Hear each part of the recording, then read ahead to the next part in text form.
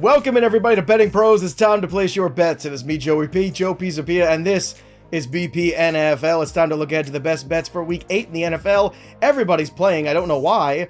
Why can't we space some bye weeks out a little bit better than they have to have everybody off on buys in 2 weeks? It makes no sense to me, but it doesn't matter. It's the NFL, so we're going to bet as much as we possibly can today because they're giving us a lot of games to bet on, including some huge spreads and talking about two huge personalities here. Terrell Furman, Andrew Erickson, the Undertaker, here with us to make sure that we get the best foot forward for Week 8 in the NFL. Terrell, you're going off on a little vacation here. Are you going to be able to monitor all your stuff as you go international worldwide this weekend, my friend?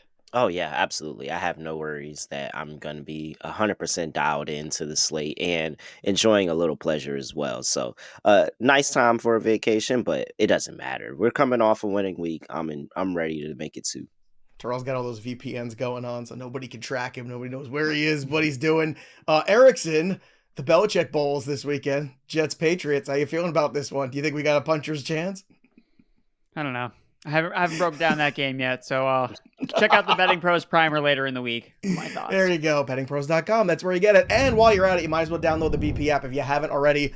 On iOS, on Android, again, use the tools here. Sync your sportsbooks for free. Get into it. Have some fun. Create betting systems. Take a look at the trends. You can track all your picks too. And we're doing a special right now. FP free is the code. So if you use the promo code FP free, you get 30 free days of the Betting Pros premium tools. Now, that's incredible, especially when you consider we are in the height of sports betting season. October, baby. It doesn't get better than this. NFL, CFB, Major League Baseball, NHL, NBA. We got everything going at one time, so make sure you get going too. Again, the code is FP free. Download the BP app today and start betting smarter, not harder. Gentlemen, let's kick things off here. Let's start with you, Terrell. The Cleveland Browns are going to start Jameis Winston, Deshaun Watson. We don't have to watch him anymore, so there we go. So what does this mean here for this enormous spread? Because 9.5 is a big number. Andrew and I talked about it with, well, I would say not a lot of ease on Monday's show. So where are we at with it now? Yeah, I mean, I feel good about it. We seen this Ravens team over the course of this season. They have let teams back into games at end of games, and have the teams always covered the spread? No, not always, but they've definitely been reasonable, and this is a large number for them to try to overcome. And here we have a Browns team that's reinvigorated without just Deshaun Watson. The fans cheered. The fans cheered. And Jameis Winston went on an epic rant of all time afterwards. You're telling me that you don't want to back a quarterback like that that's going to come in and reinvigorate an offense? And the thing that I think Jameis Winston has going for him that Deshaun Watson didn't have going for him is that while Jameis Winston might not make the right read all the time, at least he gets the ball out quick. He's going to throw the ball out. He's not going to hold it extra long and make that Ravens defense look better. We've seen the Ravens this season. You can get over on them in the passing game. We'll see about Marlon Humphrey this week. But, yeah, I'm all over the Browns. I think this is a sleepy spot where the Ravens maybe get a win, but this is a 3-point football game. Erickson, our early lean was the Browns. And when we were talking about this game on Monday together, the take that I had was if indeed we do get Winston named the quarterback, garbage time Jameis is one of the things that can absolutely ruin your day or make your day depending on what side of that you're on. And this feels like that perfect instance where we could be in that territory. So you've had a couple days to marinate in it. Where have we landed here on the Cleveland Browns Ravens getting 9.5 in some other markets? Well, similar to I'm always firing off on bets, Jameis Winston's not going to stop firing in this game. Whether they're down 17, 21, 24, this bet will never be dead until the final the clock hit 0-0-0-0, basically. So I feel like you're going to be live the entire time because with the Browns, with Jameis Winston, they're not going to give up. They're going to play inspired football in any way they can. They want to get Nick Chubb as many touchdowns as that guy can handle. And I think Winston's going to be able to improve the offense. I think he's just going to be better than Deshaun Watson. So you have a divisional matchup at home. We've already seen the Ravens play down to their competition back in week 2. Who they play? Las Vegas Raiders. A team that, what's this team? We don't really care. And they end up losing that game, right? They let Dallas back into the game as well when they blew them out in the first half. So I think Cleveland can definitely keep this way closer than the 9.5 point spread suggests. You look at Cleveland playing at home, 8-4 on the money line at home in their last 12 home games. Like, they're a good team when they play in Cleveland. You have the Ravens, big win on Monday night, short week, right? Mm-hmm. So I just think that the Browns are the play here. Again, basically a double-digit home underdog. the process, people. This is just a good bet to make on the Cleveland Browns plus 9.5. You look at Jameis Winston on a 10-point spread in his last 9 starts, he'd be 7-2 against the spread in his last 9 starts as a starter. So I love the Browns as well. All right, Terrell, back to one of your picks here. Now, the Eagles went in and beat your Giants, Terrell, to a bloody pulp for a couple hours there. So As good for expected. Saquon Barkley, as expected. As no one's surprised there. Hopefully you had all those Saquon overs, as we talked about all last week. That was the theme of last week. Just bet the overs. I wish I got the 2 touchdowns. You could have took all his overs for a know. beautiful price of minus 200. Yeah. No, you put some things together with the touchdown, you got some plus money in there. That's what I did. I just also got a little greedy, and I went for the 2 touchdown and the first touchdown also, but those didn't quite, all hit where I wanted to. So let's talk about Bengals Eagles this week. The Bengals starting to pull themselves out of their doldrums a little bit here. But now again, we're in a situation where we're facing a better opponent with the Philadelphia Eagles, seeming to be back on track a bit. Health is there for the wide receivers. So the number's 48, Terrell. Considering these 2 offenses and the weapons they have, is this an over? Yeah, I think this is a clear over here. It's a little short, I think. It's just the fact of neither one of these defenses have been all that inspiring. And anytime they've had a really good defensive effort, it was against the New York Giants. So, like, I can't take that into account. The Giants have scored 10 points total between those 2 teams. No, so that's not going to be, that's the outlier. I think now you look at DVOA, both of these 2 teams towards the bottom of the league in terms of past DVOA. Joe Burrow, we know, is stat padding. He's absolutely going out there on a tear. And I think you can run on this Philadelphia Eagles defense. I think if you commit to the run, you can absolutely get you some lanes. And I think the same thing for the Cincinnati Bengals, which is going to increase more drives, more offense, more touchdowns. I think that they're going to nickel and dime down the field and just pick these 2 defenses apart. So, yeah, both of these 2 teams feel like they're a little bit desperate. Even though the Philadelphia Eagles are 4-2, I feel a little bit of desperation there to put something really, really good on tape. So I think a good offensive showing is good for both of these 2 teams. I love the over 48 here. Fating 2 bad defenses. All right, Andrew, let's talk about the Jaguars and the Green Bay Packers. Now, the Jags finally get out of London after 2 weeks being overseas. The last time we saw them, they put up a big number against the Patriots. Jordan Love loves to throw the football around, certainly. So they have a ton of weapons on their side as well to push totals, but the number's already high at 50. So where do you stand with that? I'm taking the under. The Undertaker strikes again here. Jacksonville, Green Bay. I just think this number is massive for... I feel like it's confidence in the Jaguars offense. Oh, well, they're back. We're here. We're firing at all cylinders because we beat the Patriots in London. I don't think that's the case. Green Bay, their defense has showed up in 3 straight games, and that is accompanied by 3 straight unders for the Green Bay Packers. And when you look at how bad this Jaguars defense is overall, well, they play a lot of man coverage. And this year, Jordan Love hasn't been great against man coverage. 39th in passer rating, 45th in yards per attempt, 37th in catchable target rate. So I know it's easy to look at the Jaguars defense and think, oh my God, the Packers here going to absolutely shred.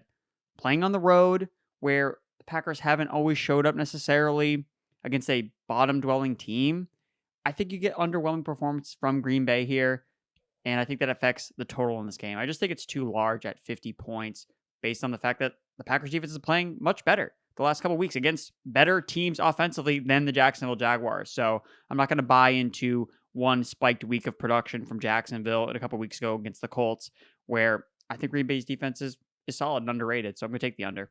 Andrew Erickson refuses to live in the past, folks. He is only living in the present.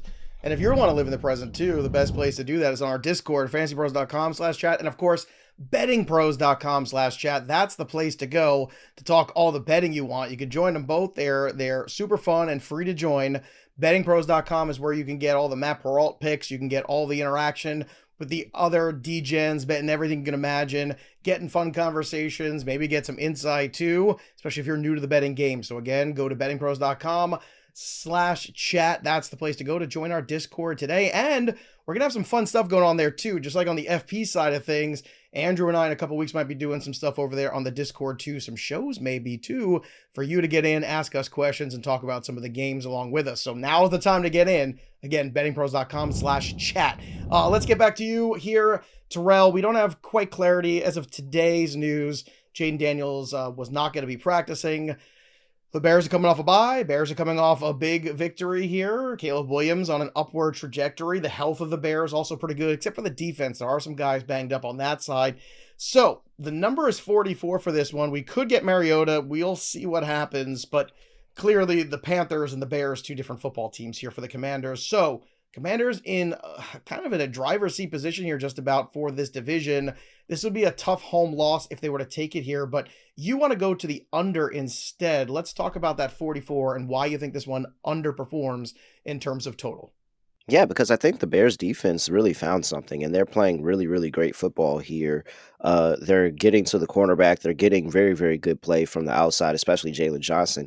The issue here on the other side is I'm concerned about is the secondary for the Commanders, but how have they kind of hit that secondary all season? By getting pressure along the line of scrimmage. What do the Bears have issues with? Offensive line play. They don't get consistent offensive line play. So if the Commanders do what they've been doing all season and continue generating pressure, getting Caleb Williams out of the pocket, forcing him into those kind of weird throws across his body, like a lot of those throws don't work out in his favor. So I think that turnovers could be there. I think that they could get sacks on Caleb Williams. I think that we see Caleb Williams, Jalen Daniels, and you think 44, oh, this should go climb over. No, I think this is actually more of a defensive game. I think this finishes somewhere around 20-17, 20-10. So yeah, give me the under 44 here. Terrell, Next one here. Sorry, Joe. I just wanted to ask ahead. a question for Terrell. Terrell, do you think that, and this is something I was thinking about when I was looking at this particular game, do you think that Cliff Kingsbury having intel right on Caleb Williams, do you think that helps the Washington Commanders defense? Because we saw it a couple weeks ago when the Cardinals played the Commanders and Kyler Murray looked lost in that matchup. Obviously, again, going against a coach that knows him very well. Cliff obviously coached Caleb Williams at USC for a little bit. Do you think that, again, I'm kind of like, I like the under here, and I think that's another layer. I'm not sure if you had thought about that. Yeah, or you no, think that it would is work another as well. layer. Yeah, absolutely another layer. And it helps for scout team quarterback and the scout team offense against the defense of, hey, this is That's a what good this point, guy too. likes. This is what he does. And so, hey, we're going to go ahead and prepare our defense the best way. I may not be out there being able to get out on defense and help you, but I can tell you everything this guy likes to do and what his tendencies are when he makes mistakes. And those tendencies are things really that can help us with an under. I think that the sacks are going to push them back. I think we'll see turnovers on both sides. And hopefully this game just stays low. Yeah, no one knows your weaknesses better than your old ball coach. Typically, that's how things go. Andrew, we got another in-division matchup here. We've got the Indianapolis Colts and Houston Texans this week. Now, the number on this one's 46.5. The last time these two teams, met, 29-27 in week one. Now, that's week one. It's a long time ago, but these teams have had some explosive outputs in the past. Again, no Nico Collins here for this one. We're not going to have him. Richardson has not looked great, at least in the early going of that return. So again, 46.5 feels kind of underwhelming considering the history, but you were talking about living in the present. So in the present, how do you feel about this total? I'm going the under. This is the Undertaker show, apparently, because we're betting all these under There we except go. for the Bengals and Eagles, which I'm co-signing on all of Terrell's picks so far. I think for me, it's you're talking about, yes, we've seen these offenses be explosive back in week one. Well, it's week 8, people. We got to wake up because when the Texans don't have Nico Collins, this affects this offense dramatically. Anthony Richardson has been super inconsistent. When he's not hitting the moonball shot to Alec Pierce, then they're not scoring any type of points. Look at Richardson this year in his 4 starts, or the games that he's basically completed the most. 1-3 towards the over this year. And the only game that went over was week 1 against the Houston Texans. So basically since then, it's been 3 straight unders for Anthony Richardson as the quarterback. You look at the Texans at home this year, 3 straight unders, averaging 40 points per game, under 40 points per game. So this Texans defense is underrated, continues to be. 5 of their last 6 games have gone under the projected total. So I don't see a reason why I should be backing. Well, we're going to get points here. Well, we've been saying that's about this Colts offense for a while now, and it just hasn't transpired. Houston Texans, like I said, underrated. Top 5 in fewest yards per play allowed this season. So until we see something different from Anthony Richardson, I'm going to bet against him and this offense putting up points. All right, let's move on here to another one on the big marquee games, at least theoretically. The 49ers, who have a ton of injury issues now. No Brandon Ayuk. He's out. Debo hopefully will get healthy. Still no Christian McCaffrey. George Kittle. not healthy either. So it is tough right now for the 49ers from a health perspective, and certainly from a psychological perspective too. They feel a lot like last year's Eagles, don't they, folks? Don't they? A team with the burden of losing a tough Super Bowl and then having the tough schedule and then all the pressure on them. Well, things are not going well right now in San Francisco. The Cowboys, you can argue things aren't going much better. So maybe this is the perfect time to see the Dallas Cowboys. They're coming off a bye though. Terrell, the number's 46.5. The last two time these two teams met up, 42-10 was the final where the Dallas Cowboys they got their butt kicked by the 49ers, but that was a 5-0 49er team at the time. So things are a little different right now in terms of the confidence level in San Fran. So what side of this are you on? Yeah, I mean, you mentioned and you were heavy on the 49ers injuries. The Cowboys are just the same. Like they're injured to who knows what in back. And so you're sitting there, we'll see if Micah Parsons goes in this game, but ultimately the 49ers have still found ways to be a competent football team without the injuries.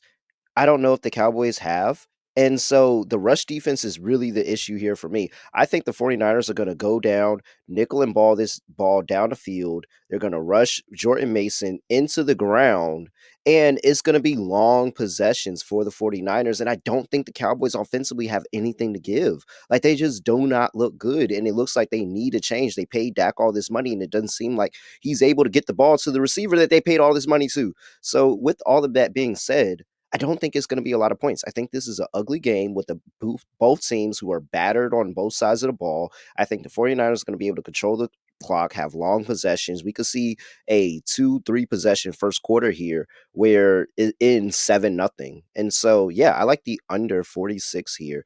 At 46.5, I think that's a really, really good play. I don't expect a lot of points. I think this is closer to a 17-20 type of game where we really don't see a lot of big plays from either one of these sides, but just more of a lot of controlling possession, trying not to turn the football over, and trying to get the leg up on the other.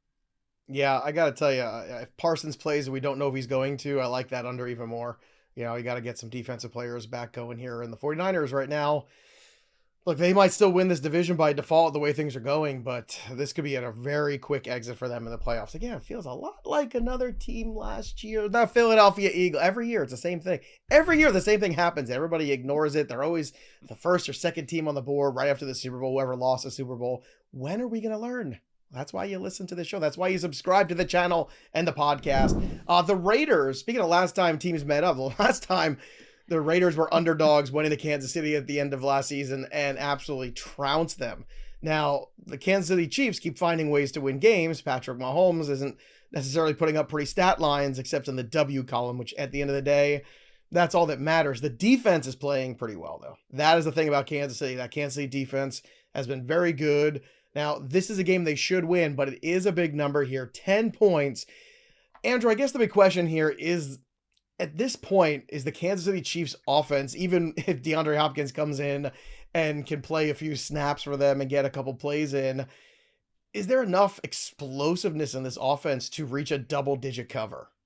I don't think so, because we haven't seen it yet. Again, I am pretty high on Xavier Worthy in fantasy. I think that eventually those big plays are going to come, but this offense isn't trying to blow out teams. They're trying to grind it out, give Kareem Hunt 25 carries, win by a touchdown, and yeah, that's what we want to do. We care about December. We care about January. We don't care about, as long as we beat the Raiders, we don't care how many points we beat them by. But I care because I'm betting on the Raiders plus 10 because they're playing at home. Look at Raiders at home against the spread. 12-6-1 against the spread, 67%. 4-3-1 as home underdogs against the spread recently. So this is a team that's played well at home.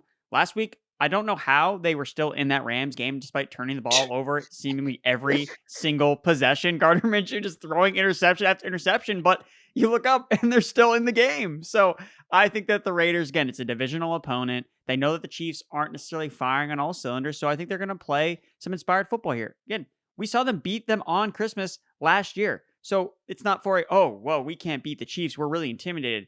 They beat them the last time these two teams played. So the fact that when you just look at both matchups too, overall, even in the game that the Raiders lost against the Chiefs last year, overall, the Chiefs outscored the Raiders 45-37 in those two matchups. That's less than 10 points. So, and in both those games, the Raiders were either tied or winning at halftime. So again, my dogs last week were up 10 points, both of them, and then they both got blown out. So I'm maybe sprinkling some Kansas City money line if the Raiders go up 10-0 again, just because I'm trying to learn my lesson. But I do like the Raiders here to cover the 10-point spread. Gardner Minshew, 3-3 against the spread this season, 2-0 record against the spread on the road as an underdog by more than a touchdown. So you're both on the big spread on the underdog Browns. Erickson, you're on the big time side of the points with the Raiders. Terrell, I saw you bopping your head in agreement. Is that true? Yeah. You're in agreement? Yeah, So I here's would my play question, guys. There's another big spread this week, which is the 11 points right now with the Detroit Lions and the Tennessee Titans. Is that the one that covers? Like, are the Lions going to blow out the Titans? Because one of these has to cover, you'd imagine. Yes, I would bet. I mean, if I'm going to lay that many points, I want to be with the Lions. So, Terrell, are you in that vein too, or is that not safe either? It is Detroit at home. They're 5-1. I mean, you want to call it a trap game, okay, but I don't know, man. The Titans look pretty bad. And they just traded Hopkins away, so maybe the team starts going, well, I guess we're done. You know that happens. I know that happens. We all know. That defense is good though, man. I like the defense. But you do have to put points on the board. I'm not gonna. I'll say Lions, but I'm not betting that. No way. Okay, I'm scared of that Titans defense. Just want to take the temperature of the room. That's all I want to do. Terrell, back to the 49ers a second too, because we talked about the 46.5, but you've got more feelings about this game too, because you seem to think it is going to be a little bit one-sided for the home team. Yeah, and I mean they can 100% cover this line of 4.5 here at home. I think that Jordan Mason is going to be the player of the game. I think he's going to run wild. They have amazing running schemes and an amazing rushing attack for this 49ers team. And I think they're going to lean on that with all the injuries to the outside. You don't know who's going to play on the outside, but yet consistently they found ways to run the ball, and consistently the Cowboys, if they let you can run the ball on them. Derrick Henry, Alvin Kamara had amazing rushing games. The Lions, David Montgomery and Jahmyr Gibbs both had a great game in that game. You can run the ball on this defense. Even if Micah Parsons comes back and plays this week, that doesn't change my outlook for the run game. I think the run game is still going to be very, very good. So I think they're going to control time of possession. I don't trust the Cowboys offense to put any points on the board. Even with injuries, the 49ers defense has come up big. I think the 49ers are going to get this done. I'm not believing this Cowboys wave at all. All right. Erickson, counterpoint. Well, Terrell, now correct me if I'm wrong, but didn't you say earlier that this is a 20-17 type of game? Didn't you say that? Yeah. But that's 3 points then. So how are the 49ers going to cover 4.5 if they only? I've been wrong 3? before. All right. No. Well, that's it, baby. Well, okay. So I'm on the Cowboys side here. This was in the early look at headlines. We liked the Cowboys. I think that Joe likes the Cowboys as well. For me, it goes back to, I think that the Cowboys are going to be healthier coming out of this bye week. Again, we don't have all the information right now, but I think they're going to end up healthier than the 49ers, who are looking forward to their bye week. They're just trying to get to week 9 because they don't have any guys left. So I like Dallas here. They've been great on the road, which is very unlike them. They're usually a team that is bad on the road and plays really well at home. Well, they're 3-0 on the road and against the spread. And you look at the 49ers, one of the most overrated teams at home. 4-9 against the number since the start of last season. 2-2 against the spread at home this year. They covered against the Jets and the Patriots. And we saw Arizona and Kansas City, they didn't cover either of those games. So for me, I just think that Dallas, what did we learn last year? They went on their bye week and their offense got fixed. Is it a guarantee? No, but it was the best performance we got from them was coming off a bye week. So it was the beginning of the CD Lamb crushing life too. Yes. People wanted to trade him, drop him. Like, it was crazy. The hate on CD Lamb last year in the first 6 weeks of the season, and all of a sudden, man, those last 10 look pretty good. Like that last group pick, whatever it was. That's what I'm betting on, is that the healthier team is getting it together at the right time, where the 49ers, it just feels like this team is reeling right now. It's kind of spiraling down versus Dallas, where I see at least a path where, hey, maybe they can get the things together, and this is what kind of springboards them into the second half of the year. So I'm taking the Cowboys. All right. It's time for the upset pick of the week. So Terrell's taking the Niners with the points. Andrew is going to take the Cowboys with the points. I'm going to wait on this game too. I'm taking the Cowboys straight up on the money line. Let's go. Plus 180, almost 2 to 1. What could go wrong? Everything. Well, the thing is, first of all, it's not at home, which the Dallas Cowboys at home, Oh, I don't know. The last well, 3 they've or been 4 times we've horrible at seen home them this year. have not this year. How about last year? Okay, we go back to the Jordan Love ass kicking in the playoffs. Well, it's still this calendar year, but last season. So this team has been dreadful at home, getting their butt kicked in front of Jerry Jones in the skybox every single time out. So give me the Dallas Cowboys here to find a way with CeeDee Lamb. I think they've heard the noise too a little bit again about, well, they're not running their routes, and they heard the Troy Aikman stuff and all these other things. I think maybe, just maybe, as Andrew said, maybe fixing some things in the bye week. Maybe you get Parsons back too. I think Dallas just finds a way to win this game. This is a 4-outcome game here. Like, it's one of those where you could see it going blowout either way, really close either way. So I'm just going to lean into the chaos this week. And I'm going to lean into also the mental state of the 49ers, because I don't think it's good right now. I think it feels like a team that's starting to fall apart. And when you watch them at the end of that game, you saw the frustrations with Trent Williams. You saw just guys starting to really just lose it. The health of this team, I think, again, a lot like the Eagles last year, where you just start falling apart mentally and physically. And that's a combination you just can't bear both of them. That's a lot for a team right now. And maybe McCaffrey will come in a couple weeks and be the savior. We'll find out. They certainly need a bye in the worst way next week.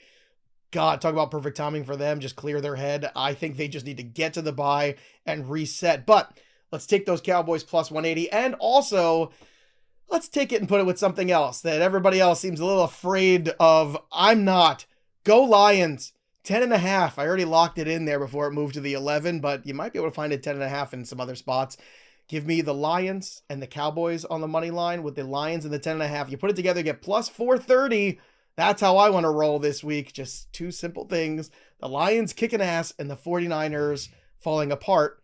Those are two things I feel like have been a theme of the 2024 season. So I'm just going to stay on that. So that's how we're betting this week. Make sure you hang out with us and continue to use that BettingPros app. Again, use that promo code FP3 if you're a first-time downloader. You can follow us too on there once you download it. BettingPros.com/Erickson/Terrell/Joe. That's the way to do it. And of course, subscribe to the channel here on YouTube. Drop your comments below. What's your favorite bet of week 8 in the NFL? We love to hear from you.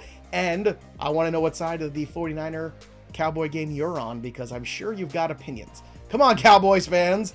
You had a bye week to lick your wounds. Now you got to come out all salty again. Let's go. Try to hype you up a little bit. That'll do it for us, but the story of the game goes on. For Terrell Furman and Andrew Erickson, I'm Joey P. We'll see you next time. Go Boys! How about them Cowboys? Ew.